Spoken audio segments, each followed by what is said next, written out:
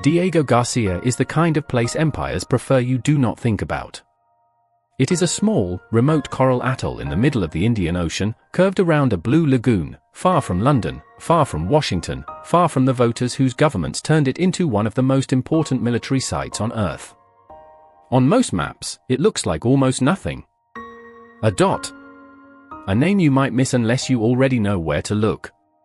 But inside the Pentagon, the Ministry of Defense, the intelligence world, the US Navy, the Royal Air Force, and the planners who think in oceans instead of borders, Diego Garcia is not nothing. It is a runway in the middle of the sea. A naval support hub. A logistics platform. A bomber base. A communications node. A place from which wars in the Gulf, Afghanistan, Iraq, and the wider region could be supported without asking too many neighboring governments for permission. That is why the island has returned to the center of politics. Britain agreed to transfer sovereignty over the Chagos archipelago to Mauritius while keeping Diego Garcia under a long lease so American and British military operations could continue. To London, the deal was supposed to solve a legal and diplomatic problem. To Mauritius, it was the long-delayed end of a colonial separation. To Chagosians, it was another negotiation about their homeland in which they were still not fully in control. To Washington, it raised a brutal strategic question: what if the most valuable island base in the Indian Ocean becomes vulnerable to politics, law, or Chinese influence? Then Donald Trump attacked the deal. British politics froze. American officials reportedly considered more radical options. Some in Washington wanted more direct control. Some in London feared humiliation. Mauritius insisted sovereignty mattered. Chagosians asked why the people removed from the islands were still treated like a footnote. That is the hook. A secret island. A British colonial wound. An American fortress. A sovereignty deal. A US-UK crisis. A people expelled. And a base too important for the West to lose. But the deeper story is older and darker. Diego Garcia is not just a military base. It is the place where Britain's empire quietly survived by renting itself to America. The best way to understand Diego Garcia is to begin with a contradiction. The United States says it opposes old-style empire. Britain says it has moved beyond colonialism. Both countries speak constantly about sovereignty, international law, democracy, and the rights of nations to choose their own future. Yet one of their most important military sites exists because an island people were removed from their homeland, because Britain separated the Chagos Islands from Mauritius before independence, and because the United States wanted a base with no local population in the way. That contradiction is why this story works so strongly for American and British audiences. For Americans, Diego Garcia asks what global power really costs. It is not a famous base like Pearl Harbor, Ramstein, Guantanamo, or Okinawa. It is quieter than that. More hidden. A place where the US can project power across the Middle East, Africa, and the Indo-Pacific from a secure, isolated position. It is one of the places that makes American military reach feel almost natural, as if aircraft and ships simply appear where Washington needs them. For British viewers, Diego Garcia asks whether empire ever really ended or simply became administrative, legal, and leased. Britain no longer rules India, Kenya, Malaya, or most of the territories that once made it a world empire. But in the Chagos Islands, Britain held onto a colonial remnant because that remnant mattered to the United States. It turned empire into a service contract. The current Chagos deal exposes both illusions. America wants secure access without the scandal of colonialism. Britain wants to resolve the colonial scandal without losing American trust. Mauritius wants sovereignty. Chagosians want recognition, return, and justice. China is the shadow invoked whenever Western leaders fear losing strategic ground. This is not a simple story of good and bad. It is a story of power doing what power often does, translating moral problems into security language until the people most harmed become inconvenient details. The island is small. The implications are enormous. The Chagos archipelago lies in the central Indian Ocean, south of the Maldives, east of Africa, and far from the political centers that fight over it. It is a scattered chain of atolls and islands, with Diego Garcia as the largest and most strategically valuable. The geography is the first reason it matters. Remote islands are often useless to ordinary life but priceless to militaries. They are far from protest, far from media, far from hostile artillery, and close enough to multiple theaters of operation to become launch pads. During the Cold War, the Indian Ocean mattered more and more to American planners. The United States needed a base that could support operations across the Persian Gulf, the Arabian Sea, East Africa, South Asia, and later the Indo-Pacific. Diego Garcia offered something rare: isolation, a large lagoon, a long runway, and political control through a friendly British-administered territory. That last part was essential. The United States did not need to annex Diego Garcia. It needed Britain to hold the territory and provide access. Britain, weakened after empire but still eager to remain useful to Washington, could offer a colonial possession as strategic currency. The island became part of the special relationship, but not the smiling version shown at press conferences. This was the harder version, Britain providing geography, legal cover, and imperial leftovers to support American power. Military planners love locations like Diego Garcia because they appear clean. There are no large local political parties to negotiate with. No national parliament in the territory. No public demonstrations outside the gate from a resident population. No host government that might fall or change its mind in a crisis. That cleanliness was not natural. It was produced.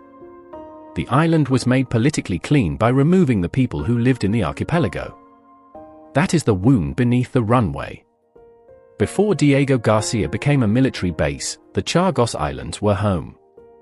The Chagosians, also known historically as Ilois, were descendants of enslaved and later indentured people brought mainly from Africa, Madagascar, and South Asia under French and then British colonial systems.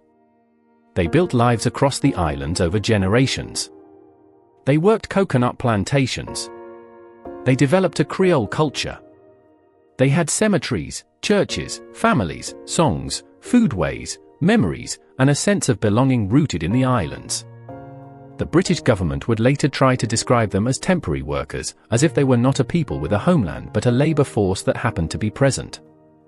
That wording mattered. Empires often use language to make removal easier.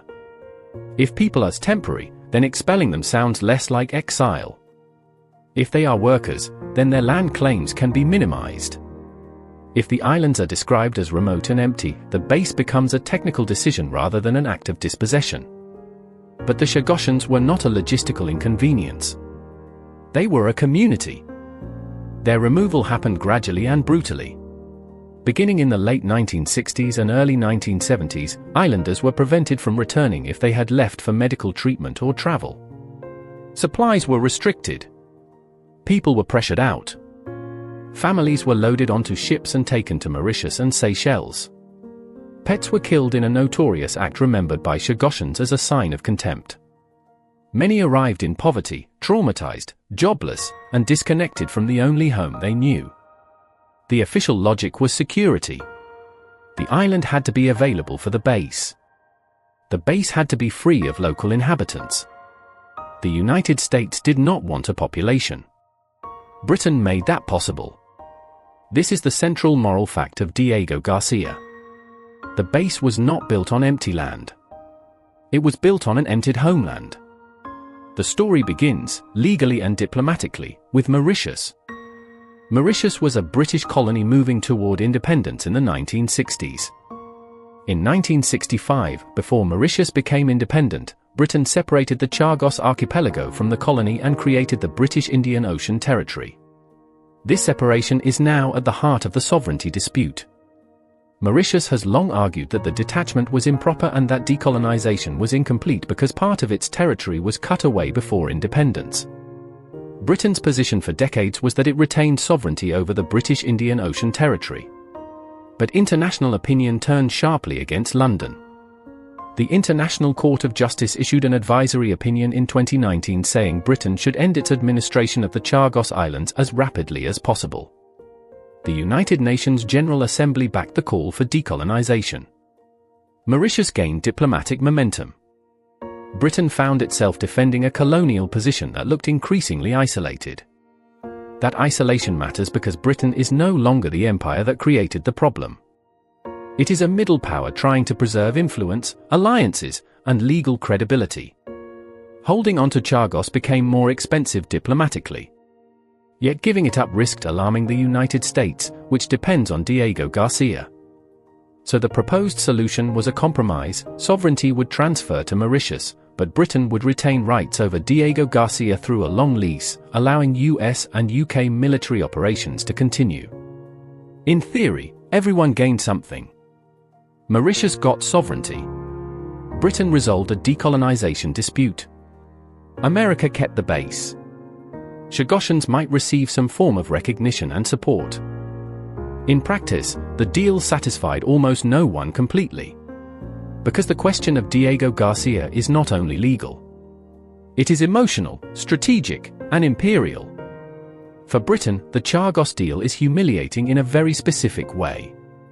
It forces the country to admit that a piece of empire it held onto for strategic reasons may no longer be defensible under modern international law and diplomacy.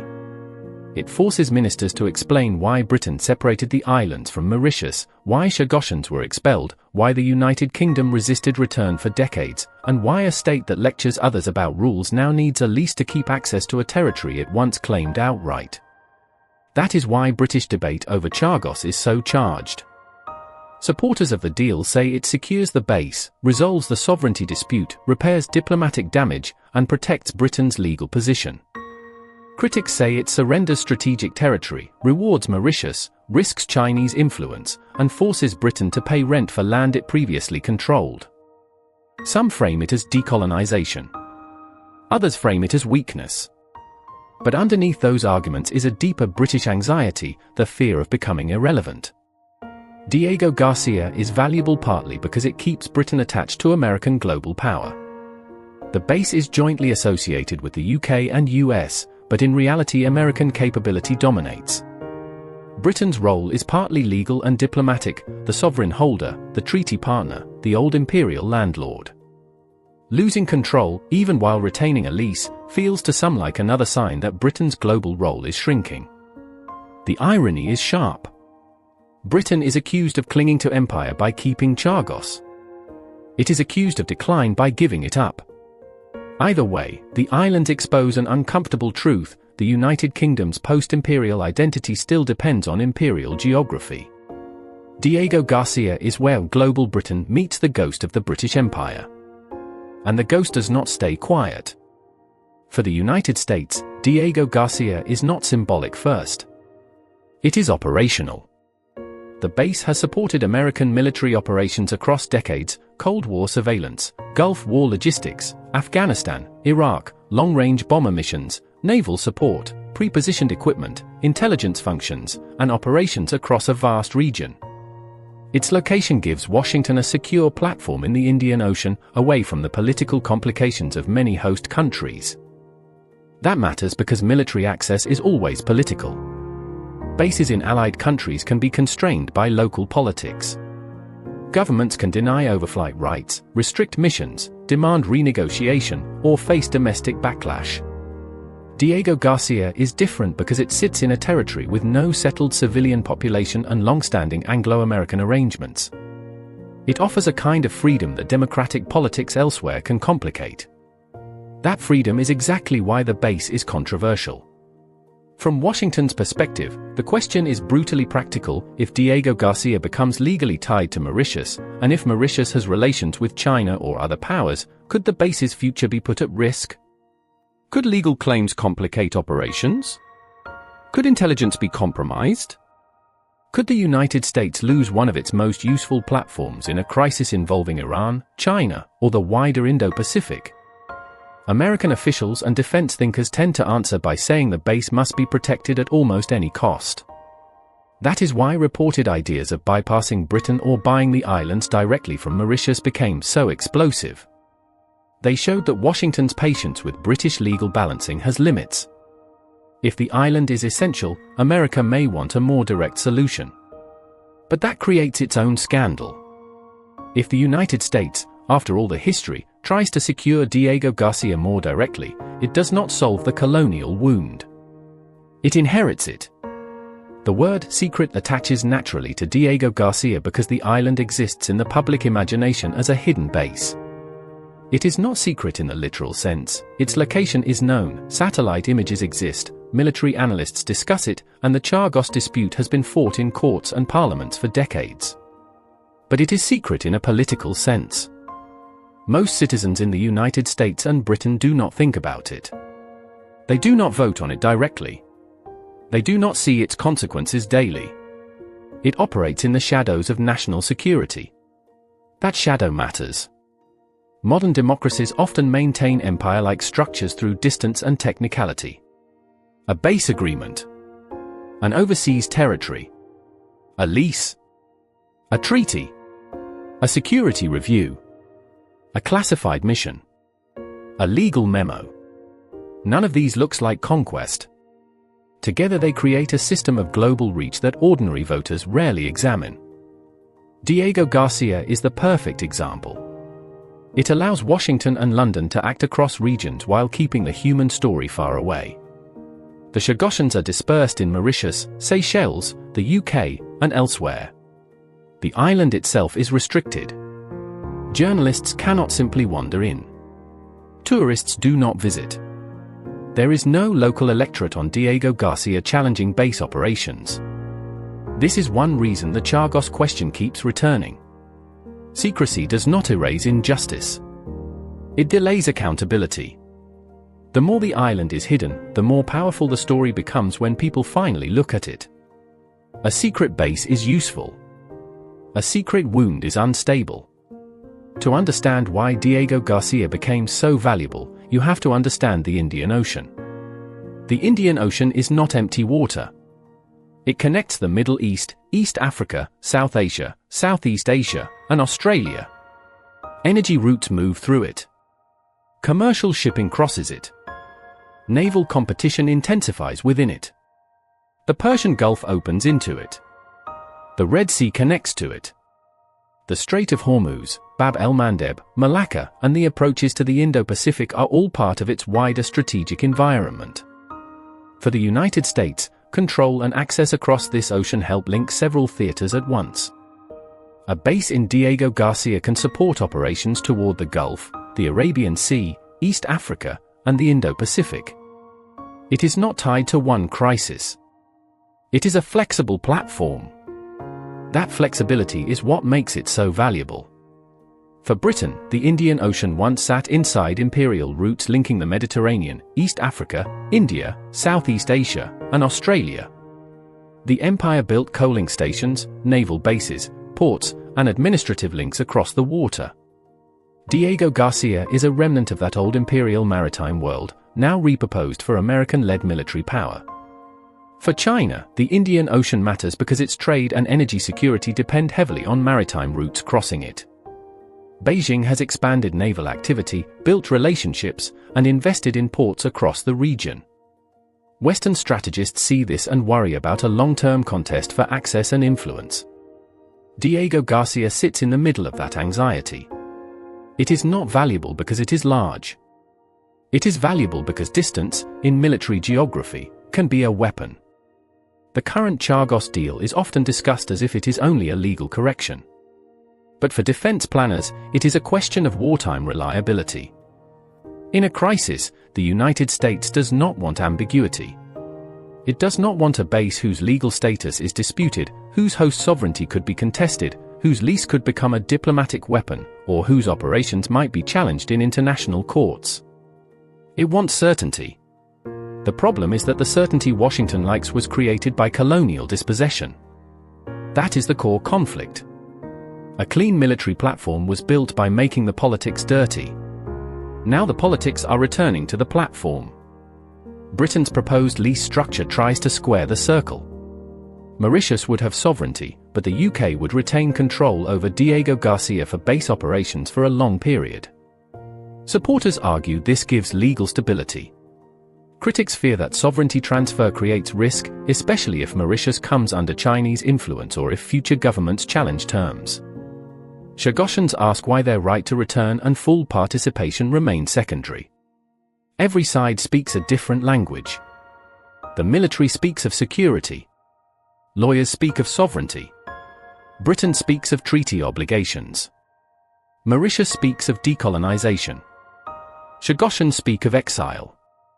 American hawks speak of China. British critics speak of surrender. Supporters speak of realism. The island sits at the center, carrying all those meanings at once. That is why the story is so powerful. It refuses to fit into one category. The Chagosian struggle is the human core of the story. For decades, Chagosians have fought in courts, parliaments, streets, human rights forums, and public campaigns for the right to return and for recognition of what was done to them. They have lived in exile, often in poverty, in Mauritius, Seychelles, and the United Kingdom. Some became British citizens through later nationality routes. But citizenship somewhere else does not replace homeland. This is a point governments often fail to understand. Compensation is not return. Resettlement elsewhere is not restoration. A passport is not a cemetery. A support package is not a childhood coastline. For displaced people, homeland is not only property. It is memory, ancestry, burial, language, and dignity. The Chagosians were removed partly because the United States wanted an island without local politics. That phrase should be repeated because it reveals the violence beneath strategic convenience. A people were treated as a problem to be removed from the map so that the map could serve power more smoothly. When current negotiations happen without full Chagosian control, the wound deepens. Mauritius has a sovereignty claim. Britain has a legal problem. America has a base requirement. But Chagosians have the original wound. Any settlement that treats them as an afterthought risks repeating the same logic that expelled them, decisions about their islands made by others. That is why the Diego Garcia story should not end with a treaty. It must end with the people who were told they did not belong where they were born. There is a brutal irony in the phrase British Indian Ocean Territory. It sounds bureaucratic, almost neutral. But it was created in 1965 by detaching islands from Mauritius and Seychelles for strategic purposes. It was not a natural country. It did not develop through the self-determination of its inhabitants. It was a legal container built to hold a military arrangement. This is how modern empire often survives, through acronyms. BIAT, MOD, FCDO, DOD, NSA, Lease, Access, Sovereignty Package, Support Fund, Overseas Territory, Facility, Platform, Operational Continuity. Each term is bloodless. Together they describe a system that removed a population and converted their homeland into a base. The language matters because it keeps moral shock at a distance. Depopulation sounds cleaner than exile. Resettlement sounds kinder than forced removal. Strategic facility sounds more acceptable than fortress built on dispossession. Sovereignty transfer sounds complete even if Chagosian still cannot freely return to the most important island. A strong script must keep puncturing that language. The British Indian Ocean Territory was not just an administrative unit. It was the architecture of a cover-up, a way to make colonial power look like paperwork. Diego Garcia's runway is one of the reasons the island matters so much. Long runways in remote locations are strategic assets. They allow heavy aircraft, bombers, surveillance planes, transport aircraft, and support missions to operate across wide regions. During wars in the Gulf, Afghanistan, and Iraq, Diego Garcia helped support American air operations and logistics. For planners, the island offers reach without the same political exposure as bases in more populated host countries. The lagoon matters too. A sheltered anchorage in the middle of the Indian Ocean is valuable for naval support. The base can support ships, submarines, logistics vessels, and pre-positioned equipment. Its remoteness makes it defensible and difficult to pressure by local protest. This is why military officials speak of Diego Garcia as irreplaceable. You cannot simply move the base to any island. Geography, legal control, infrastructure, runway length, harbor conditions, distance from threats, and alliance arrangements all combine. Strategic value is not one feature. It is a stack of features. The problem is that the same stack of features also explains why the Chagosians were removed. The base needed space, secrecy, and freedom from local claims. The ideal military island was one with no inconvenient people. That is the central horror. What made Diego Garcia perfect for the Pentagon made it devastating for the people who belonged there. The China argument is the argument that now shapes almost every discussion of Diego Garcia. Supporters of keeping tight Western control say the Indian Ocean is becoming a central arena of US-China competition. China has expanded its naval reach, built a base in Djibouti, invested in ports, developed relationships across the region, and watched sea lanes that are essential to its energy and trade. In that context, they argue, any uncertainty over Diego Garcia is dangerous. Mauritius rejects the idea that sovereignty would turn the islands into a Chinese foothold. Supporters of the Chagos deal argue that the lease protects the base and that resolving the sovereignty dispute strengthens the legal position of the US-UK facility. But critics in Washington and London often use China as the ultimate warning. If Britain gives up sovereignty, they say, adversaries may exploit the opening. This is how great power rivalry changes decolonization. A claim for sovereignty becomes suspicious because a rival power might benefit. A legal correction becomes a strategic risk. A displaced people's demand becomes secondary to a hypothetical future threat. The China argument cannot simply be dismissed. Strategic competition is real. But it can also become a tool for postponing justice indefinitely. If every act of decolonization can be blocked by saying China might gain influence, then colonial arrangements become permanent under the language of security. China may be a real strategic concern. But it is also becoming the excuse Western governments use when they do not want to answer for empire. Trump's intervention made the story more viral because it turned a legal and diplomatic dispute into a political confrontation. When Trump criticized the Chagos deal and called it a major mistake, the question moved from expert circles into headline politics. Suddenly, Diego Garcia was no longer just a base known to defense specialists and Chagosian campaigners. It became part of the wider drama of US-UK relations, Trump's suspicion of allied weakness, Starmer's foreign policy, and the future of Western military power. Trump's position fit a larger pattern. He often frames strategic geography as something that should be controlled directly or secured through hard bargaining. Greenland, Panama, and Chagos all fit that mental map, places that matter because they give America leverage. To him and to many supporters, the moral question is secondary to the strategic one. If an island is essential, secure it. If a deal creates risk, stop it. If an ally is weak, pressure it. For Britain, that creates humiliation. The United States is the senior partner in the base relationship. If Washington rejects London's solution, Britain looks exposed. It cannot easily keep Chagos without legal and diplomatic cost. It cannot easily transfer sovereignty without American approval. It cannot easily tell Washington no. Diego Garcia reveals the special relationship at its most unequal. Britain holds the colonial title. America holds the strategic power. The idea that the United States might bypass Britain and deal directly with Mauritius was especially explosive because it suggested Washington no longer fully trusted London to manage the island problem. For Britain, that is a nightmare. The entire point of holding Chagos was partly to remain indispensable to American power. If America can negotiate around Britain, then Britain's role shrinks from strategic partner to awkward middleman. The old imperial landlord becomes an obstacle. For Mauritius, a direct American approach could be tempting, dangerous, or both. It might bring money, recognition, and leverage. It might also place Mauritius under enormous pressure from the world's most powerful military state. Sovereignty can become complicated when a superpower wants the most valuable part of what you claim. For Chagosians, the danger is familiar. Once again, great powers and states might bargain over the islands while the displaced people remain outside the center of decision-making. The name on the sovereignty document may change, but the deeper pattern could remain. Others decide what is possible. This is why the reported bypass idea matters even if it never becomes policy. It reveals the hierarchy beneath the diplomacy. America wants certainty over the base. Britain wants relevance. Mauritius wants sovereignty. Chagosians want justice.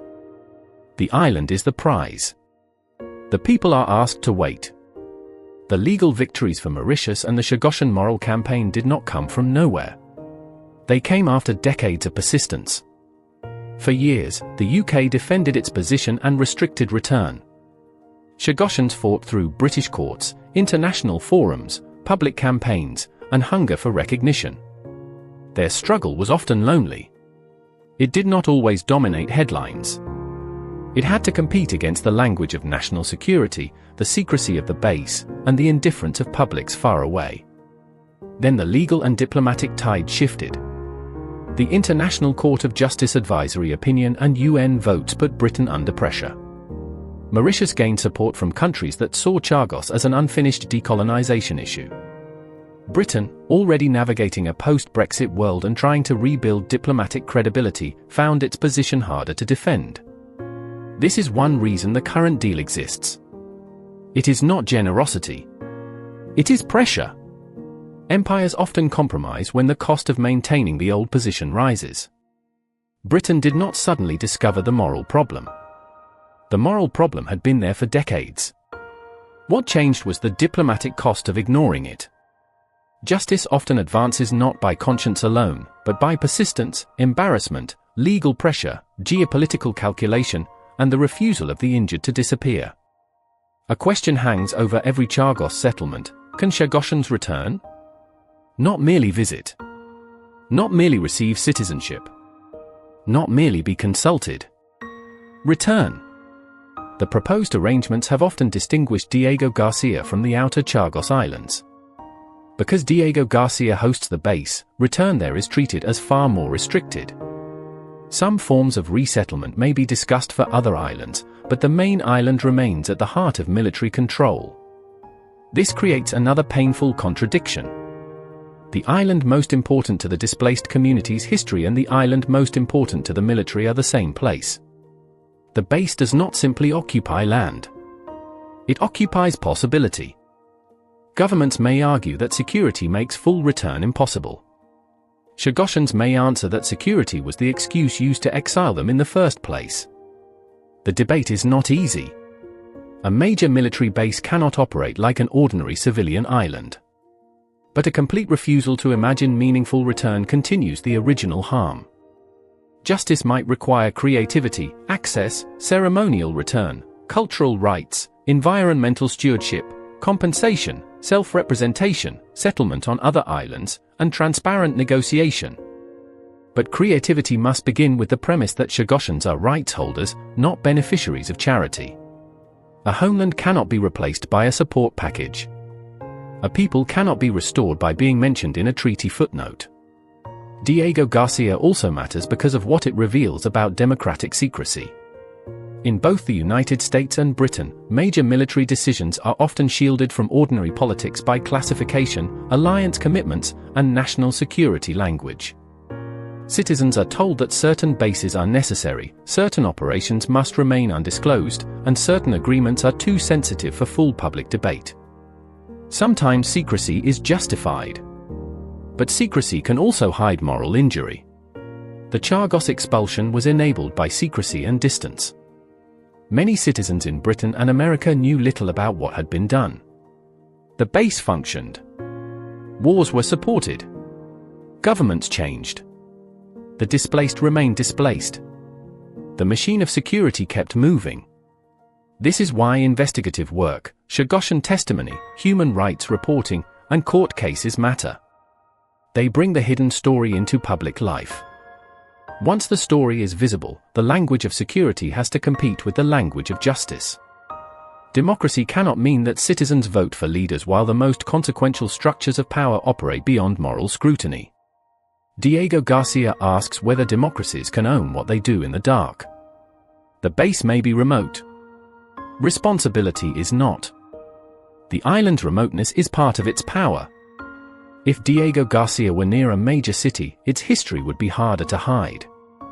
If television crews could drive to the gate, if protesters could gather outside, if expelled families could return every weekend, if local courts could hear daily complaints, the base would exist differently. Distance protects it. Remote bases allow states to separate power from visibility. They let governments say the base is essential while keeping the public from experiencing its presence. No local civilian population means no constituency demanding schools, hospitals, voting rights, environmental monitoring, or limits on operations. That is precisely what the United States wanted. But remoteness also gives the story a mythic quality.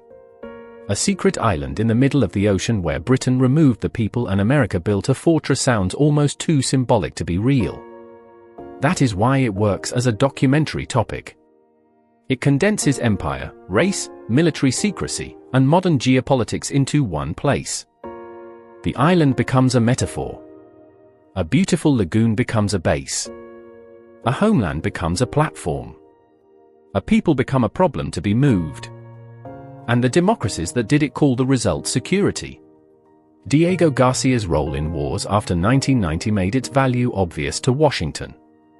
During the Gulf War, Afghanistan, and Iraq, the base supported long-range bomber operations, logistics, naval activity, and regional military reach. It helped the United States operate across spaces where local basing could be politically sensitive. The base's remoteness meant fewer public constraints. Its location meant wide reach. This is why defense officials resist anything that might complicate access. In war, the difference between having a secure base and negotiating access can shape timing, options, and risk. Diego Garcia gives planners confidence. Confidence is one of the hidden currencies of military power. But for critics, that confidence is exactly the problem. The easier it becomes to project force, the easier it may become to use force. Bases are not neutral. They shape what governments think they can do. Diego Garcia helped make certain military actions logistically possible. That does not mean the base caused those wars. But infrastructure expands the menu of power. The Chagosians paid the price before those wars began. They were removed so that future wars could be supported from their homeland. That link is not abstract. It is the moral chain of the island. Exile created access. Access enabled operations. Operations became history. And the people who were exiled remained outside the story. There have also been allegations and controversies around Diego Garcia's role in detention, rendition, and secret operations. Governments have denied or limited certain claims at different times, but the island's secrecy has made it a natural focus for suspicion. When a base is remote, restricted, and central to intelligence and military activity, the public cannot easily verify what happens there. This is another reason the island matters in the post-9/11 imagination. The war on terror expanded the geography of secrecy, black sites, rendition flights, offshore detention, legal gray zones, and military facilities beyond ordinary public scrutiny. Diego Garcia, because of its location and status, became part of that wider anxiety even when specific claims were contested. The issue is not only one allegation. It is the structure that makes accountability difficult. If a base sits in an overseas territory with restricted access, used by two governments under classified arrangements, who can investigate fully?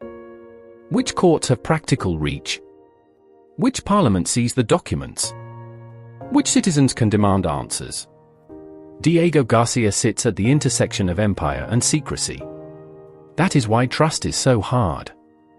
Once a state has removed a people in secretive circumstances and built a restricted military base, it cannot expect the public simply to accept every denial without question. History damaged credibility. Secrecy keeps damaging it. The British public often encounters Chagos through bursts of controversy, a court case, a treaty, a headline about Mauritius, a Trump insult, a parliamentary fight, a story about displaced islanders. Then the issue disappears again. That rhythm has helped the government manage the problem for decades. Chagos becomes too technical for sustained outrage and too remote for daily politics. But the current deal threatens to make the issue harder to bury. It connects too many sensitive themes at once: colonial guilt, national security, the US-UK relationship, conservative versus Labour blame, Starmer's foreign policy, Trump's pressure, China fears, legal rulings, and the rights of displaced people. There is no clean partisan escape. Both major British political traditions have touched the problem. The base has bipartisan strategic value. The injustice is historically British. This makes Chagos unusually dangerous in British politics. It cannot be framed only as woke decolonization or only as hard-headed security. It is both. It is a case where the moral argument and the strategic argument collide directly. The public may not know the details yet, but the details are explosive once explained. For American audiences, Diego Garcia forces a different recognition. The United States has hundreds of military sites and access arrangements around the world. Most Americans never think about them unless war begins. That global base network is one of the foundations of American power.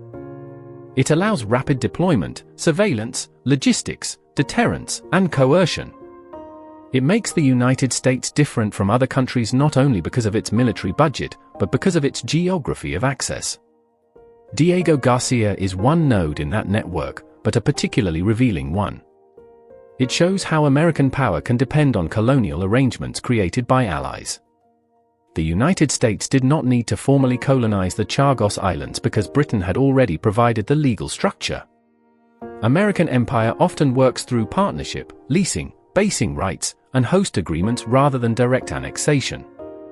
That makes it easier for Americans to believe they do not have an empire. There is no emperor, no colonial governor, no map colored in American red. But there are bases, access agreements, security dependencies, and military facilities scattered across the globe. Diego Garcia is the hidden architecture of that system. It is empire without the word. And that may be why Americans need to know its name. The story also asks what the special relationship actually means. In public, the US-UK special relationship is presented through shared values, wartime memory, intelligence cooperation, NATO, democracy, language, and cultural closeness. In Diego Garcia, the relationship looks more transactional. Britain provides legal sovereignty over an Indian Ocean territory. America provides military power and strategic centrality. Britain remains relevant by enabling American reach. This does not mean the relationship is fake. It is real. But Diego Garcia reveals its hierarchy. The United States is the power that needs the base operationally. Britain is the power that holds the colonial title and manages the legal problem. When Washington objects, London must listen. When Britain tries to resolve the sovereignty dispute, America can slow or derail the process. That is not equality. It is dependency masked by tradition. The Chagos deal exposes this because Britain cannot solve the Chagos problem alone. It must satisfy Mauritius, Chagosians, international law, Parliament, and the United States. Of those, the United States may be the hardest to cross. That fact tells us where power really sits. Diego Garcia is not only a base in the Indian Ocean. It is an X-ray of the special relationship. The environmental story of Diego Garcia is quieter but important. The Chagos archipelago contains coral reefs, marine ecosystems, and a vast protected marine area that has itself been controversial because conservation was sometimes seen by Chagosians and their supporters as a way to restrict return. Environmental protection can be real and valuable. But when conservation is imposed over a displaced homeland, it can become morally complicated. This is another way power changes language. A military base remains. A displaced people are restricted. The surrounding ocean is described through conservation. The islands become ecologically precious, but the people who lived there are still treated as a problem. The result can feel like green colonialism, protecting nature while excluding the community harmed by empire. A just future would need to connect environmental protection with Chagosian rights. The island's ecosystems matter. So does the people's relationship to them. conservation should not be used as a substitute for justice or a barrier to return. It should be part of a settlement shaped with Chagosian participation. Diego Garcia shows that environmental language is not automatically innocent. It depends on who uses it, who benefits, and who is kept out. Even paradise can be governed unjustly. The name Diego Garcia itself carries layers of history. It likely comes from early European exploration, part of the mapping of the Indian Ocean by powers that crossed, named, and claimed places already tied into older oceanic worlds. Later, French colonial networks brought enslaved labor to the region. British power absorbed the islands. American strategy transformed them. Mauritian sovereignty claims reclaimed them. Chagosian memory humanized them. The name traveled through empires before becoming attached to a base. That layered naming matters because places like Diego Garcia are often treated as if their history begins when militaries arrive. But the island had a history before the runway. It had coconut plantations, labor, settlement, Creole life, family networks, colonial ownership, and ecological rhythms. The base did not create the island's meaning. It replaced much of that meaning with military function. The viewer must not see the island only as a base. They must see the base sitting on top of older worlds. That is what makes the story morally charged. The atoll is not a blank strategic dot. It is a palimpsest, one history written over another, with the older writing still visible if you know where to look. Empires often rename and repurpose. The people remember what came before. The current treaty fight also reveals how international law works unevenly. When powerful states support international law, they often describe it as a rules-based order. When international law challenges their own strategic positions, they become more cautious. Britain spent years resisting legal and diplomatic pressure over Chagos. The United States has emphasized security concerns. Both countries invoke law elsewhere. In Chagos, law becomes inconvenient. This does not mean international law is meaningless. It matters precisely because it created pressure that Britain could not ignore forever. The ICJ advisory opinion and UN vote shifted the legitimacy landscape. Mauritius used law and diplomacy to strengthen its claim. Chagosians used courts and rights language to keep their story alive. But law alone did not automatically restore the islands. Power still mattered. The base still mattered. The US still mattered. This is the real lesson: international law can change the cost of injustice, but it does not eliminate geopolitics. For smaller states and displaced peoples, law is often a lever, not a magic solution. Mauritius pulled that lever for decades. Chagosians pulled it too. Britain resisted until the diplomatic burden grew. Now the United States is testing how far security concerns can reshape the result. The law spoke. Power answered slowly. There is a question that every viewer should feel by the middle of the script.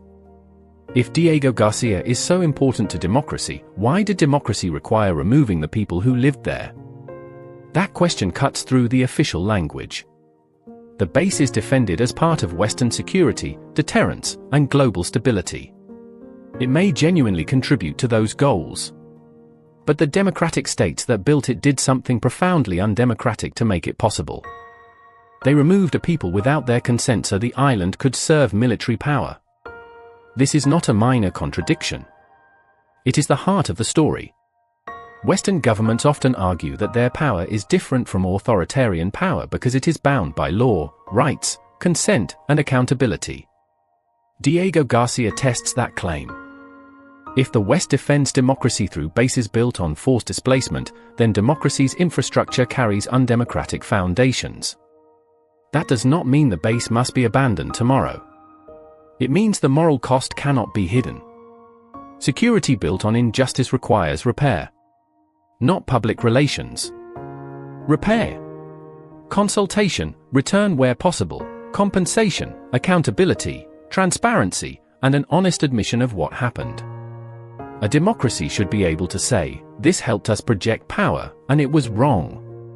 The difficulty of saying both is the proof of the wound. The Chagos story is also about race. The people removed from the islands were largely descendants of enslaved and indentured workers of African and South Asian origin. The officials making decisions were British and American representatives of powerful states. The language used to dismiss Chagosian belonging carried racial and colonial assumptions. The people were treated as movable labor, not as a nation or community with rights equal to those of Europeans. This racial dimension is often softened in strategic discussions. Defense experts speak of basing access. Lawyers speak of sovereignty. Politicians speak of China. But the original act of removal cannot be separated from the racial hierarchy of empire. It was possible because officials did not regard Chagosian life as politically equal. If a white settler community with British passports and parliamentary representation had lived on Diego Garcia, would removal have happened the same way? The question answers itself. The Chagosians were vulnerable because empire had already placed them low in the hierarchy of whose home counts. That hierarchy did not need to be spoken loudly. It was built into policy assumptions. Diego Garcia is not only a strategic scandal. It is a racial colonial scandal. The story of Chagos also challenges the idea that empire ended neatly with independence ceremonies. Mauritius became independent in 1968, but Chagos had already been detached. The flag changed over Port Louis, but part of the colonial territory had been carved away. This is why Mauritius argues decolonization was incomplete. Independence without territorial integrity is not full decolonization. Britain's defenders may argue that the arrangements were legal at the time or accepted by Mauritian representatives under difficult circumstances. Critics argue that consent under colonial pressure was not meaningful. The broader point is that empire often manages its exit by preserving what it needs before granting freedom. Ports, bases, mineral rights, trade structures, and strategic territories can remain tied to the old power or its allies. Chagos is one of the clearest examples. Britain left Mauritius but kept the islands the United States wanted. The empire shrank, but the strategic asset remained outside the new nation's control.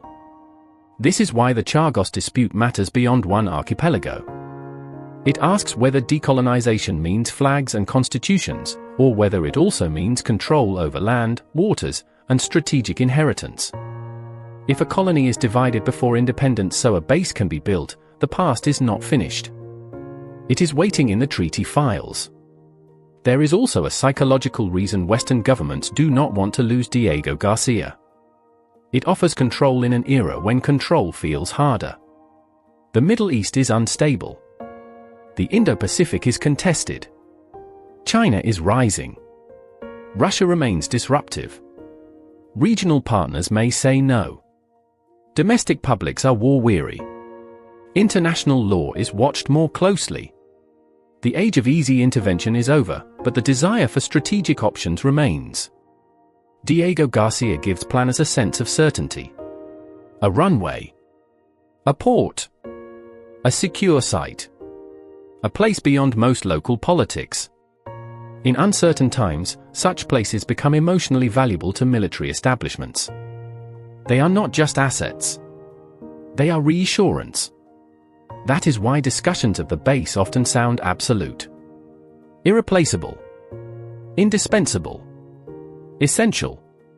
Critical. Those words may reflect real value, but they also reveal anxiety. Powerful states fear losing the infrastructure that makes them feel powerful. For Britain, losing sovereignty over Chagos feels like another step away from global relevance. For America, uncertainty over Diego Garcia feels like losing a piece of the map that makes its reach possible. For both, the base is not only about the next war. It is about identity. The island tells them they can still act globally. A perfect long-form script should not make Mauritius a simple hero either. Mauritius has a strong decolonization claim, but it is also a state pursuing national interests. Sovereignty over Chagos would bring prestige, leverage, possible revenue, maritime rights, and geopolitical importance. Mauritius is not merely rescuing Chagosians, its interests and Chagosian interests do not always perfectly align. Some Chagosians have criticized being excluded or insufficiently consulted in negotiations. This complexity matters. If the story becomes only Britain bad, Mauritius good, America strategic, Chagosans victims, it becomes too flat. The real story is about multiple claims layered over the same islands. Mauritius claims territorial integrity. Chagosans claim homeland. Britain claims security obligations and treaty management. America claims strategic necessity. Each claim has a logic. They are not equal morally, but they all shape the outcome. A just settlement must avoid replacing one form of exclusion with another. Chagosans should not be told that because Mauritius has sovereignty, their own voice can be secondary.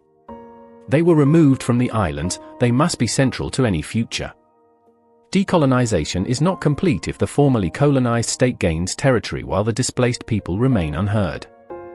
The islands need sovereignty. They also need justice. The British legal fight over Chagos has produced a strange pattern of victories and defeats. Chagosans have won moments of recognition and then seen them reversed or limited. Courts have acknowledged mistreatment while still allowing government restrictions. International bodies have supported Mauritius while the practical question of return remains unresolved. The result is a long emotional whiplash: hope, disappointment, hope, delay. This is common in struggles against powerful states. The law can open a door, but the executive can close another. A judgment can recognize a wrong without fully repairing it. A treaty can shift sovereignty while leaving displaced people uncertain. Justice becomes a maze. For Chagosans, the passage of time adds cruelty. Older generations who remember the islands die before returning. Younger generations inherit a homeland through stories, songs, and family memory. The legal process moves slowly while human life moves forward. Delay itself becomes a form of denial. This is why a documentary should treat time as part of the injustice. The expulsion happened decades ago, but the injury is not old to those still living its consequences. A government can say the past is complicated. The displaced can answer that they are still paying for it. Empire often counts on time to soften the crime. Memory refuses. The base's value also comes from its ability to support operations without public friction. In many host countries, American bases create visible political tension. Okinawa protests US bases. Iraq debates US presence. Gulf states balance American access with domestic and regional politics. African partners may face criticism. Diego Garcia, by contrast, has no resident civilian electorate to protest outside the gate. This absence is often treated as a feature. But it was produced by exile.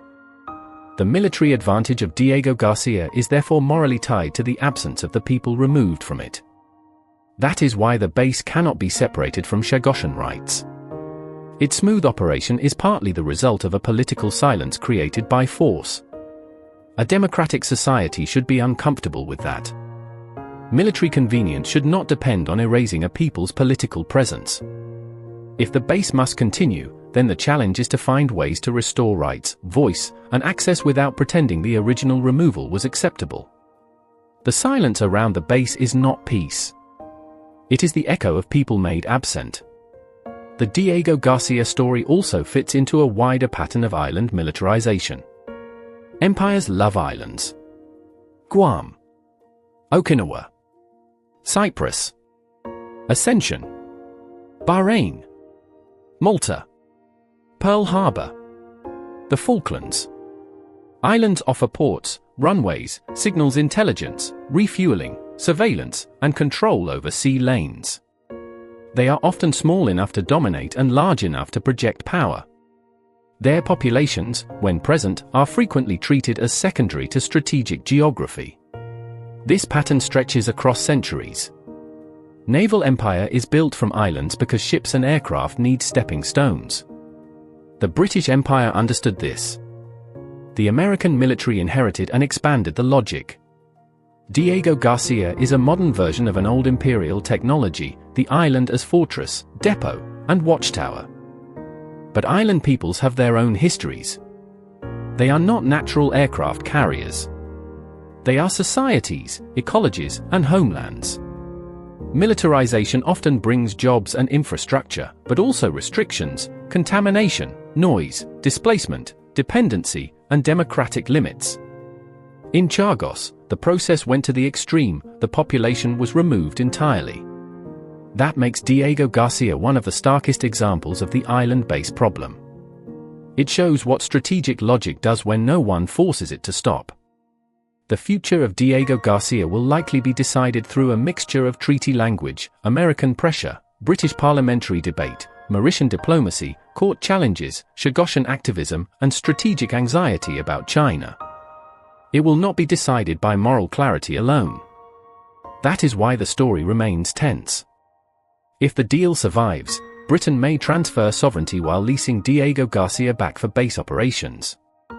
If the deal collapses, Britain remains exposed legally and diplomatically. If the United States pursues a more direct arrangement, London could be sidelined and Chagosian concerns could again be marginalized. If Mauritius pushes harder, the base's future becomes more politically contested. If Chagosians win stronger rights, military planners must adapt.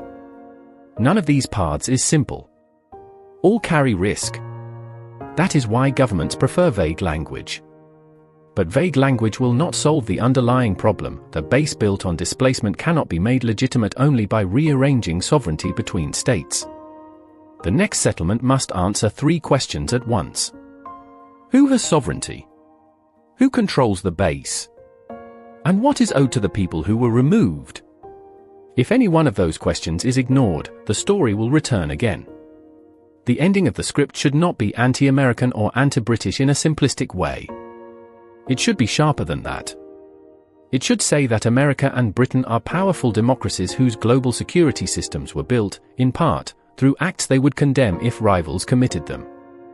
It should say that Diego Garcia may genuinely matter to Western defense, especially in an era of Chinese naval expansion, Middle Eastern instability, and Indo-Pacific competition. It should also say that strategic importance does not erase forced displacement. That balance is what makes the story credible. If the script says only the base is evil, it loses the strategic audience.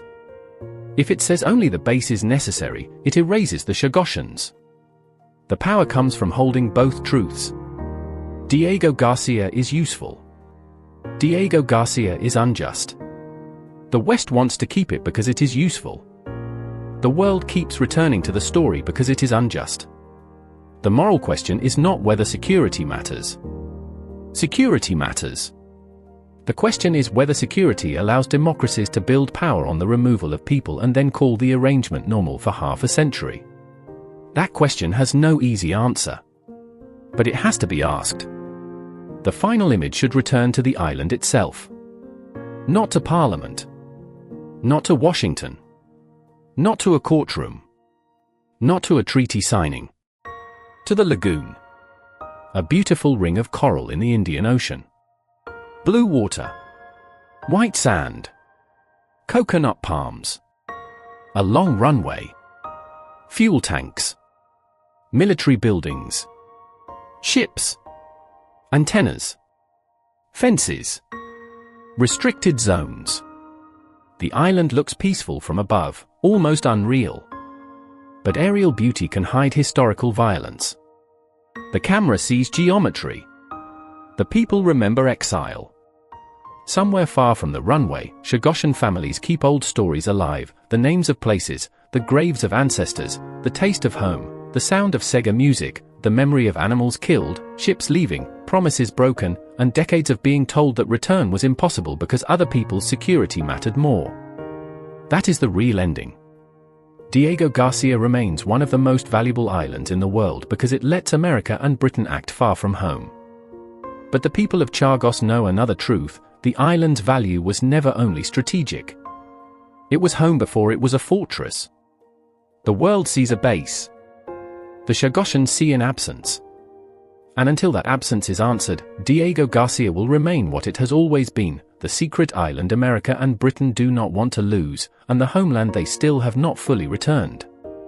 The story of Diego Garcia also belongs to the history of British decline. After the Second World War, Britain could no longer afford the empire it had built. It withdrew from bases east of Suez, reduced its global military footprint, and accepted that American power had replaced British power as the central Western force. But decline rarely means total disappearance. Empires leave fragments behind: bases, territories, legal claims, intelligence relationships, financial networks, and habits of command. Chagos was one of those fragments. It allowed Britain to remain useful even as it became less powerful. By offering the United States a secure base, Britain turned a colonial remnant into strategic relevance. The island became a post-imperial bargaining chip, not enough to make Britain a superpower again, but enough to keep it close to the superpower that replaced it. This is why the issue is so sensitive in London. Giving up sovereignty over Chagos feels to some like another symbolic retreat. But keeping it feels, to others, like refusing to confront an imperial crime. Britain is trapped between nostalgia and accountability. Diego Garcia exposes a national identity problem. Does Britain want to be a rules-based modern democracy, or does it want to preserve influence through the leftover architecture of empire? The answer has never been fully settled. For the United States, Diego Garcia also reveals the contradiction between anti-colonial rhetoric and imperial practice. American political culture often remembers the country as born in revolt against empire. It celebrates independence from Britain. It criticizes European colonialism. It presents itself as a champion of free peoples. Yet American power has repeatedly depended on overseas bases, unequal partnerships, occupations, interventions, and territories where local consent was limited. Diego Garcia fits that pattern because the US could benefit from colonialism without officially owning the colony. Britain handled the legal territory. America received the base. The arrangement allowed Washington to maintain anti-imperial self-image while using imperial infrastructure. This is not ancient history. American military reach today still depends on foreign land, host agreements, access rights, and local political arrangements that most Americans never examine. Diego Garcia is one of the clearest examples because the price was so direct, a people removed so the base could exist. The question for Americans is uncomfortable but necessary. If the United States wants global reach, what responsibilities does it owe to the people displaced, constrained, or endangered by that reach? If it benefits from an ally's colonial act, can it claim innocence because it did not hold the formal title? Diego Garcia suggests the answer is no. The proposed 99-year lease is itself symbolically powerful. 99 years sounds almost permanent in human terms. It is longer than many lifetimes. It allows governments to say sovereignty is changing while military reality remains stable. It is the kind of legal device empires and post-empires often use to separate formal ownership from practical control. A lease can be a compromise. It can preserve security while acknowledging sovereignty. But it can also become a way to delay real change. If Mauritius gains sovereignty but Diego Garcia remains effectively under UK-US military control for nearly a century, what has changed for Chagosians who want return? What has changed for the island itself? What has changed beyond the name on the legal title? That does not mean the lease is automatically worthless. It may be the only politically possible arrangement that keeps the base operating while recognizing Mauritian sovereignty. But its moral value depends on what surrounds it: Chagosian rights, transparency, compensation, environmental responsibility, and genuine participation. A lease can solve a dispute between states while failing the people most harmed. That is the danger. The number 99 should make viewers pause. It asks whether decolonization is happening now, or being scheduled for after everyone alive has died. The Chagos case also challenges the way Western publics think about territory. Many Americans and Britons imagine sovereignty as something settled: borders are lines, flags mark authority, courts resolve disputes, and governments speak for places. Chagos shows that territory can remain morally unsettled long after maps appear clear. Who speaks for an island whose people were expelled? The state that detached it? The state from which it was detached? The military that controls it? The descendants of those removed? The courts that issue opinions? The voters who barely know it exists? The answer is not simple, because the injustice created overlapping claims. This is why Chagos is such a strong documentary topic. It turns a tiny place into a vast question. Modern international order is built on sovereignty, but sovereignty itself can be damaged by the way states are created, divided, and pressured. Mauritius has a strong claim. Chagosians have a moral claim. Britain has a current legal history. America has operational dependence. The island sits beneath all of them. Territory is not just land. It is power organized over memory. Chagos proves that memory can outlive the document.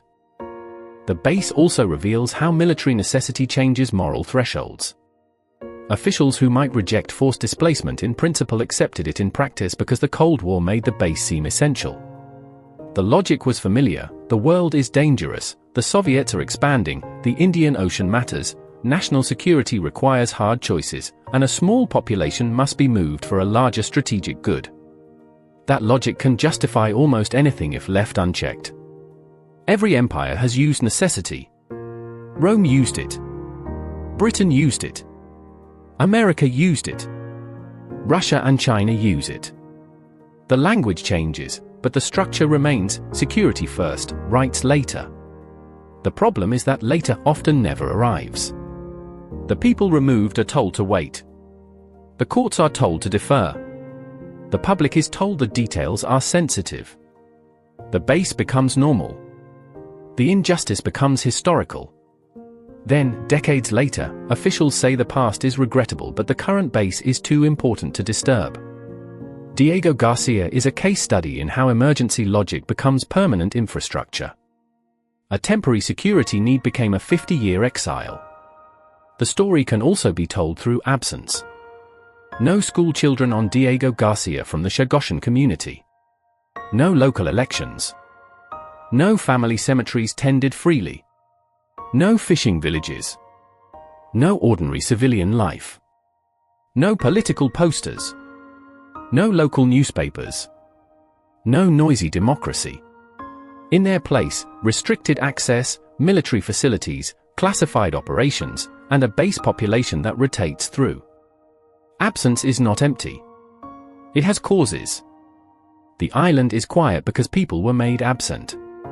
That is why the script should use silence as an image. The silence around the base is political. It is the silence of removed voices, restricted journalism, classified missions, and public ignorance. A good documentary can make viewers feel that absence. It can show that the most important thing on Diego Garcia may not be what is visible from satellite images, but what is missing from them. The missing houses. The missing families. The missing graveside visits.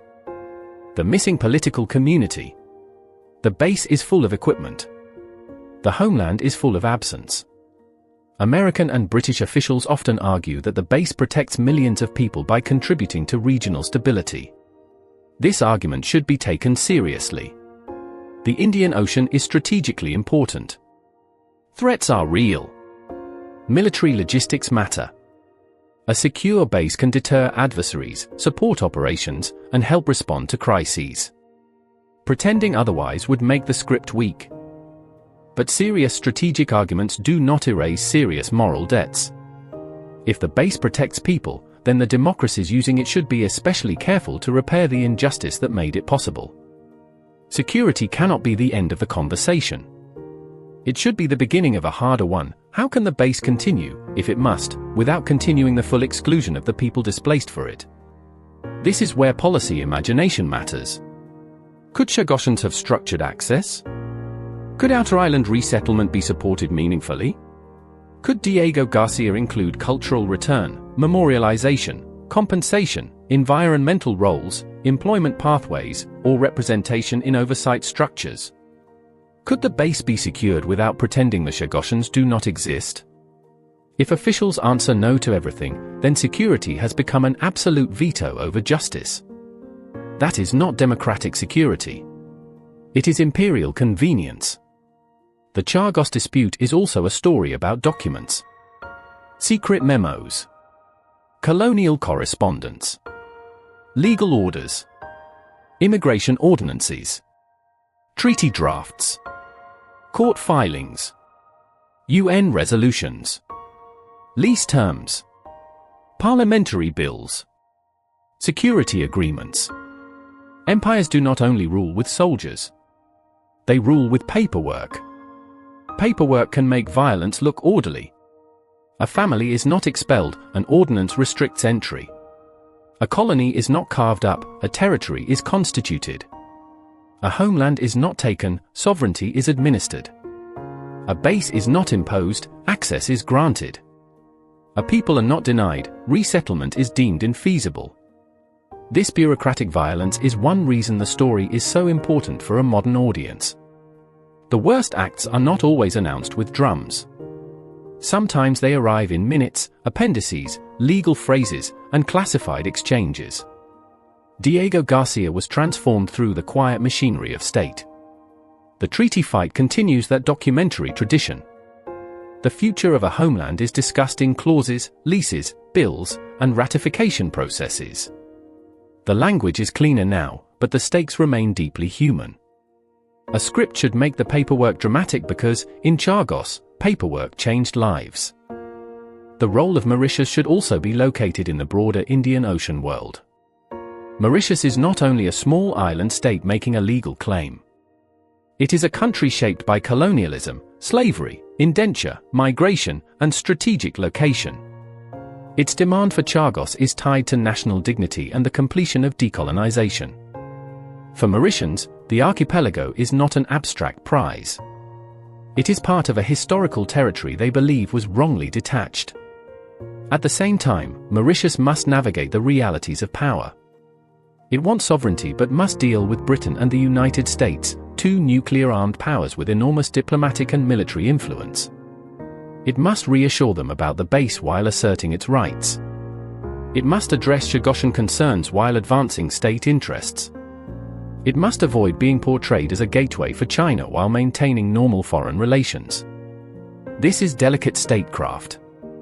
Small states often have to win through law, patience, coalition building, and moral legitimacy rather than force. Mauritius used international law effectively.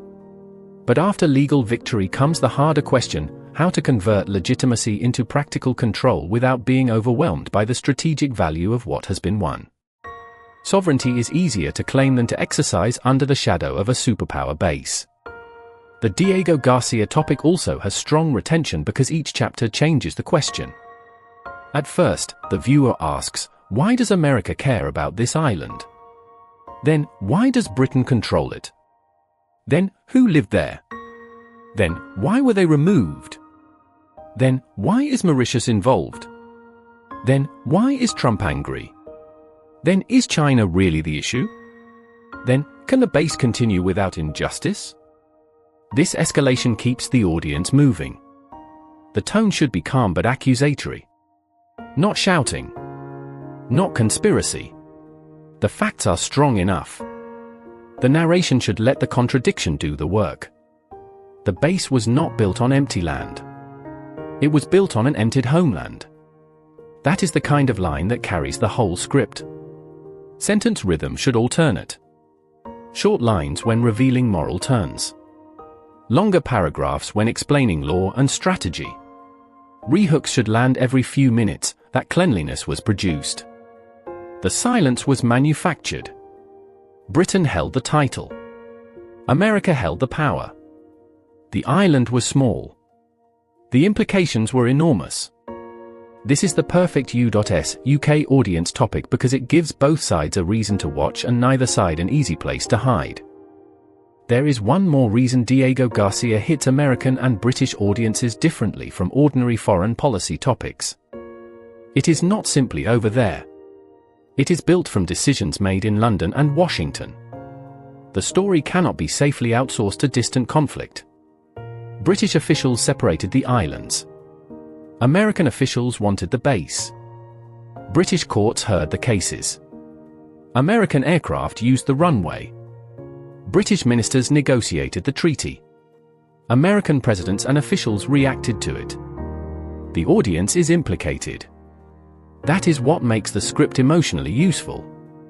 Viewers in the United States and Britain do not have to be experts in Mauritius, the Indian Ocean, or decolonization to understand the question, what did our governments do, and what do they still owe?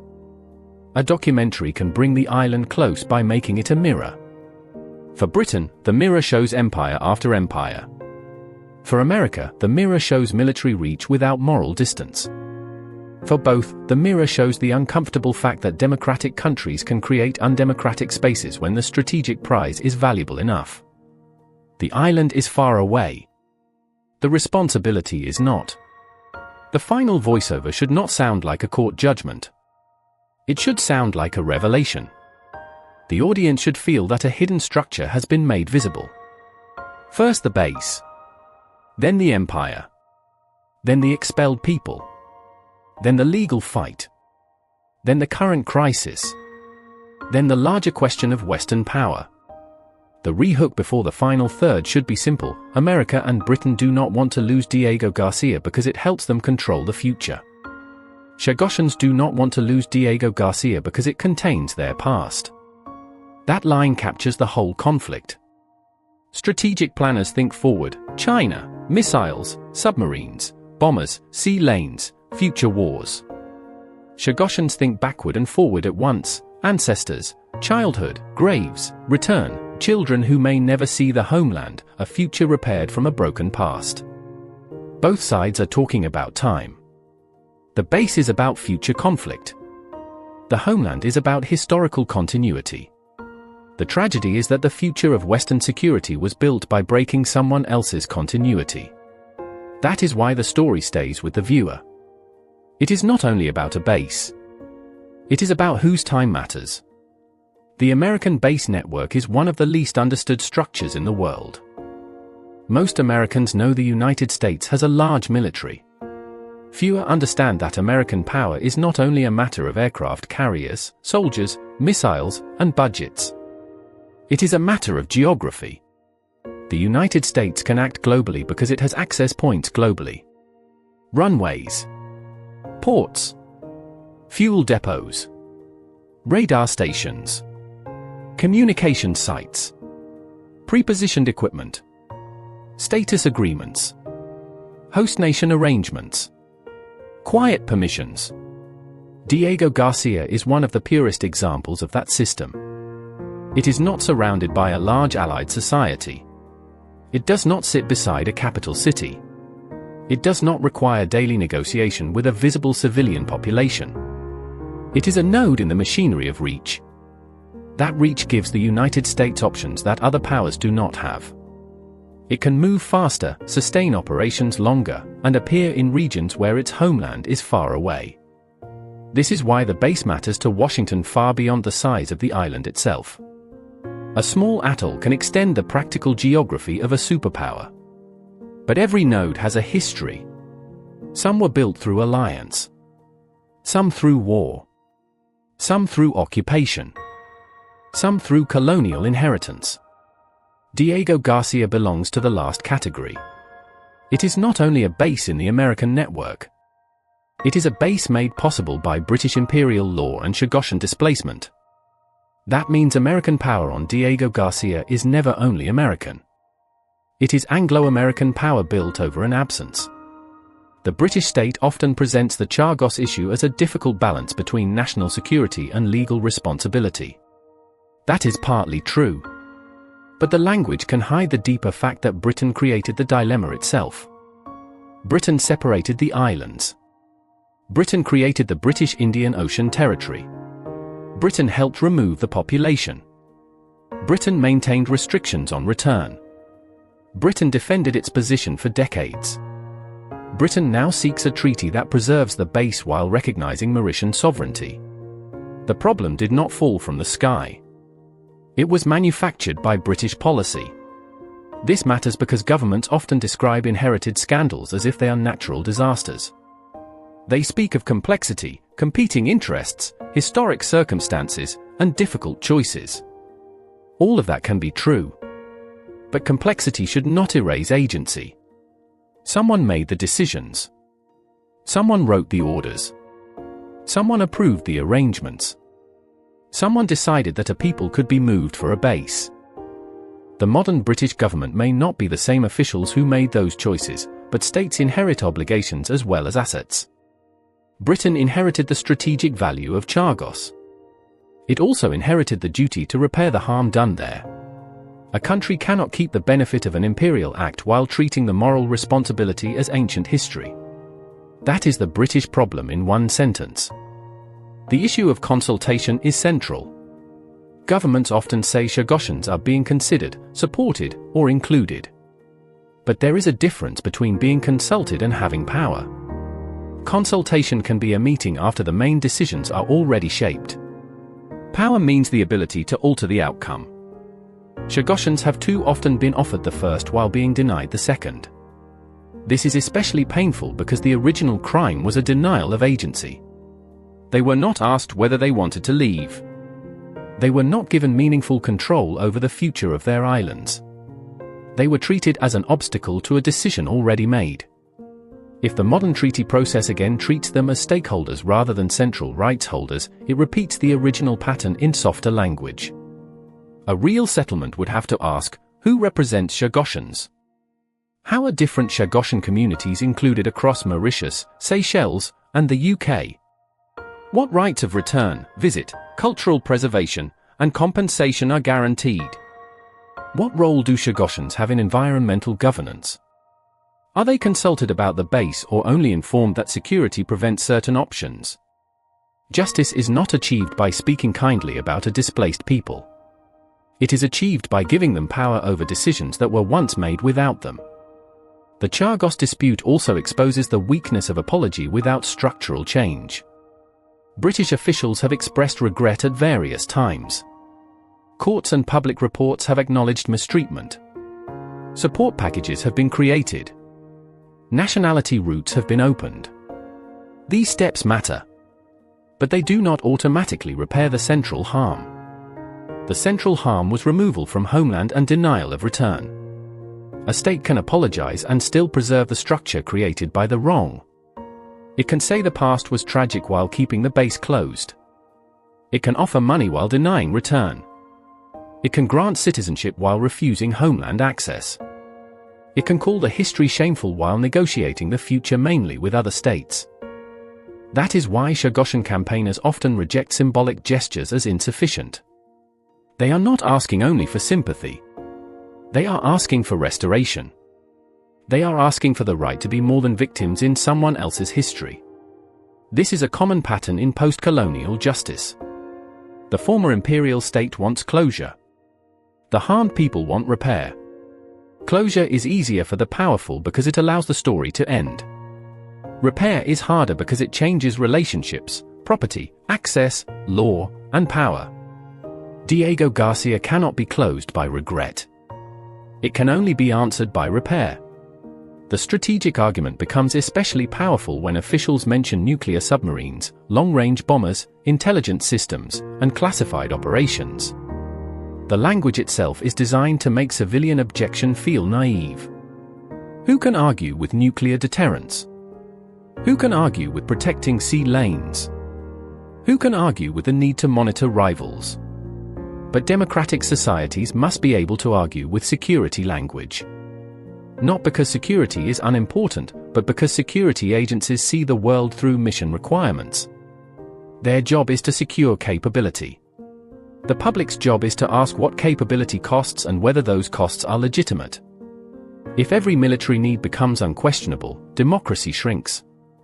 The Chagosians were removed because the strategic requirement was treated as supreme. Decades later, the same logic risks continuing. Return is difficult because security, sovereignty is complicated because security, transparency is limited because security, consultation is constrained because security. A mature democracy must say, security matters, and security must justify itself morally. The base may be important. But importance is not innocence. Diego Garcia also forces viewers to rethink the phrase rules-based order. The United States and Britain often invoke that phrase when discussing Russia, China, maritime law, territorial integrity, and international norms. They say the world must not allow stronger states to redraw maps or ignore legal obligations. Yet Chagos is a case where Britain detached territory from a colony before independence and resisted international pressure for decades, while the United States benefited from the arrangement. That does not make Russia or China right when they violate law. But it weakens Western credibility when Western states refuse to confront their own violations honestly. Rival powers notice hypocrisy. So do smaller states. So do citizens. A rules-based order cannot be defended only against enemies. It must also restrain friends. Chagos is therefore not a marginal embarrassment. It is a test case. If Britain and America can repair this injustice while preserving legitimate security needs, they strengthen the rules they claim to defend. If they evade the injustice by invoking China, they teach the world that rules are negotiable when the base is valuable enough. The rules-based order is not judged only in Ukraine or the South China Sea. It is judged on Diego Garcia too. For a British audience, the Chagos story has another sting. It reveals how empire can survive inside legal normality. There are no imperial uniforms in the current treaty debate. No viceroy. No imperial parade. No colonial exhibition. Instead, there are ministers, bills, committee hearings, legal advice, national security assessments, diplomatic statements, and budgetary figures. The empire appears as process. That makes it easier to miss. Modern Britain does not look like Victorian Britain. But the Chagos issue exists because Victorian and post-war imperial habits were translated into late 20th century security architecture. A colony became a territory. A territory became a base. A base became an alliance asset. An alliance asset became a treaty problem. The chain is continuous even if the language changes. This is why Chagos can cut through British denial. It shows that empire is not only something in museums or history books. It is also something in present legal structures, overseas territories, military agreements, and arguments over sovereignty. The empire did not simply vanish. Some of it became classified. For an American audience, the most important question may be whether the US can accept responsibility for benefits it received through another country's colonialism. It is easy for Washington to say Britain administered the territory. Britain made the legal orders. Britain handled the colony. Britain is responsible for the Chagosians. But that is too convenient. The base existed because the United States wanted it. American officials pushed for an island without a permanent civilian population. American military power then used the result for decades. If you request the condition that makes removal necessary, you are part of the removal. If you benefit from exile, you inherit responsibility for exile. Formal sovereignty is not the only measure of moral accountability. This is uncomfortable because Americans often understand empire as something other countries did. Britain had colonies. France had colonies. Spain had colonies. The United States had bases, partnerships, and security agreements. Diego Garcia collapses that distinction. It shows that American power could plug into British colonial infrastructure and call the outcome strategy. The island asks America a simple question. If this was done for your security, what do you owe the people who paid for it? The Chagosian diaspora is not a single political voice. That matters. Some Chagosians live in Mauritius. Some in Seychelles. Some in the United Kingdom. Different generations have different experiences. Older Chagosians may remember life on the islands directly. Younger Chagosians may know the homeland through family stories, songs, photographs, court cases, and political campaigns. Some may prioritize return. Some may prioritize compensation. Some may support elements of the Mauritius deal. Others may feel excluded or betrayed by it. This diversity does not weaken the justice claim. It makes it more human. No displaced people speaks with one perfect voice. Exile creates different needs because exile creates different lives. A fair settlement must be able to handle that complexity instead of using it as an excuse to sideline everyone. Governments often prefer a single representative voice because it simplifies negotiation. But real communities are not simple. The Chagosian people need structures that allow plural views while protecting the central principle: the islands were their homeland, and decisions about the islands must include them meaningfully. The diaspora is not a problem to be managed. It is the living evidence of what was done. There is also an economic dimension to the injustice. The Chagosians lost not only land but livelihood. They were removed from an island economy, however modest, and deposited into societies where many faced poverty, discrimination, and marginalization. Exile is not just emotional. It is material. It changes income, housing, education, health, family stability, and social status across generations. Meanwhile, the base became immensely valuable to the United States and Britain. It supported military operations worth billions. It anchored strategic reach. It created jobs for military and contractor networks. It increased Western operational flexibility. The imbalance is stark. The people who lost the homeland did not share meaningfully in the strategic value created by their removal. Compensation debates often fail because they treat harm as a number. Money is necessary, but it cannot fully price a homeland. Still, material repair matters. Poverty created by expulsion must be addressed materially, not only symbolically. Education, housing, pensions, community investment, cultural preservation, and direct compensation all matter. A state that can fund a base for half a century can fund justice. The question is political will. The island also raises a question about memory in military institutions. Military organizations are built to remember victories, campaigns, capabilities, and fallen soldiers. They name operations. They preserve battle honors. They study logistics and lessons learned. But do they remember the civilians displaced to make a base possible? Do they teach the history of Chagos to the personnel stationed there? Do pilots and sailors know whose homeland they're using? This matters because institutional memory shapes moral culture. A base with no memory of its founding wound becomes easier to treat as normal.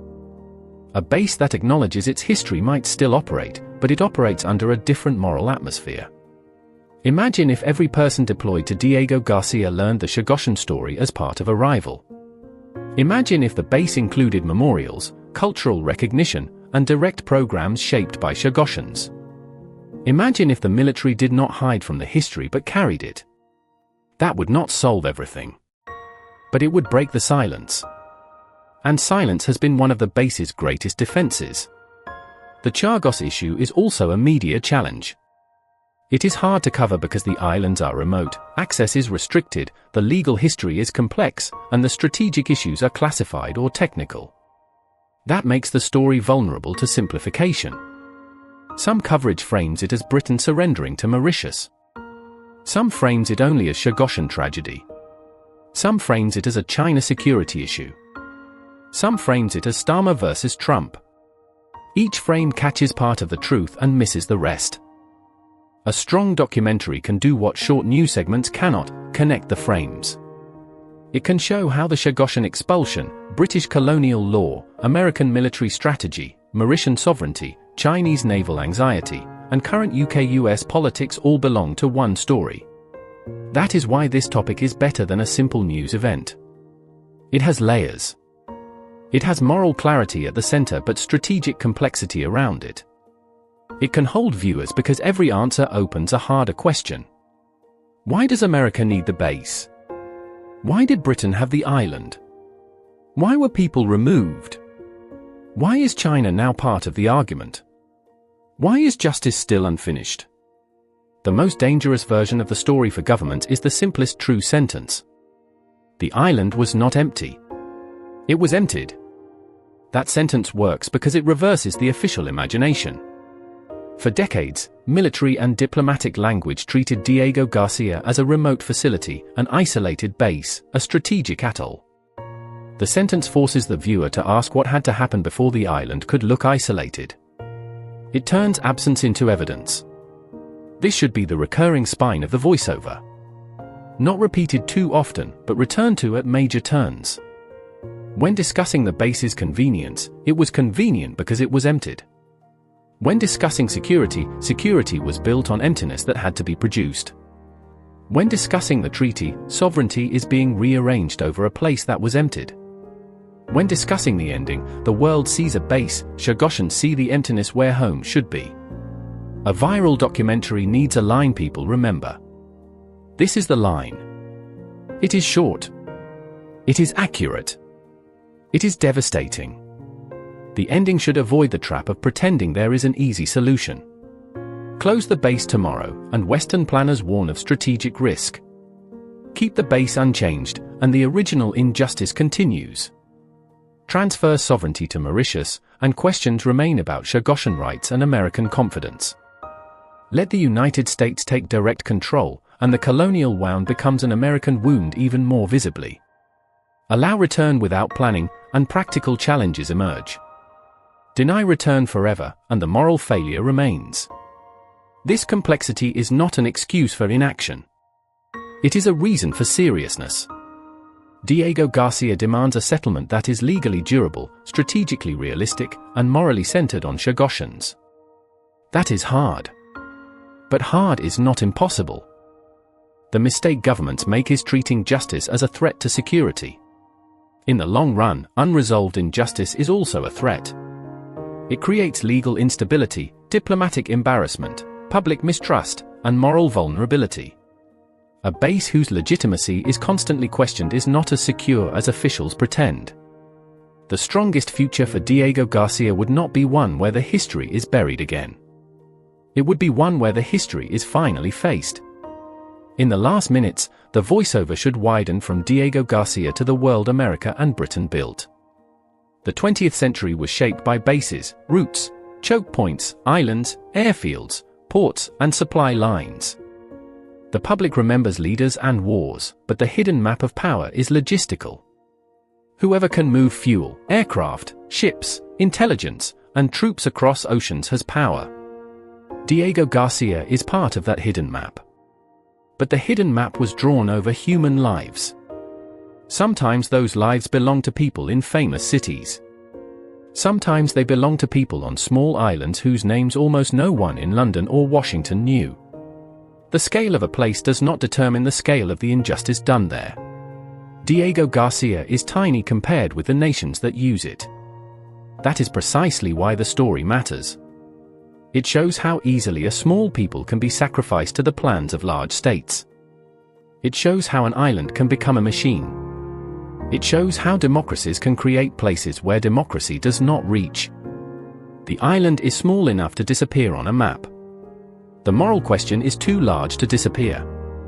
The final line should feel inevitable. Diego Garcia is the secret island America and Britain do not want to lose because it gives them reach. It gives them confidence. It gives them options in a world where options are power. But the Chagosians do not want to lose Diego Garcia because it is not an option to them. It is origin. It is memory. It is homeland. That is the conflict no lease can fully hide. A base looks forward to the next war. A homeland looks backward to ancestors and forward to children. The tragedy of Diego Garcia is that one future was built by breaking another. Until that is repaired, every treaty will be incomplete, every runway will carry a shadow, and every claim that the island is secure will sound premature. Because the question is not only who controls Diego Garcia. The question is whether a place can ever be secure when its first security measure was exile.